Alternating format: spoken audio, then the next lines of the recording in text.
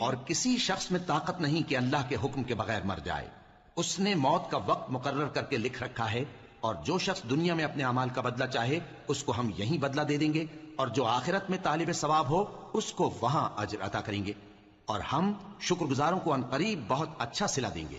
اور بہت سے نبی ہوئے ہیں جن کے ساتھ ہو کر اکثر اہل اللہ دشمنوں سے لڑے ہیں، تو جو مصیبتیں ان پر اللہ کی راہ میں واقع ہوئیں ان کے سبب انہوں نے نہ تو ہمت ہاری اور نہ بزدلی کی، نہ کافروں سے دبے. اور اللہ استقلال رکھنے والوں کو دوست رکھتا ہے.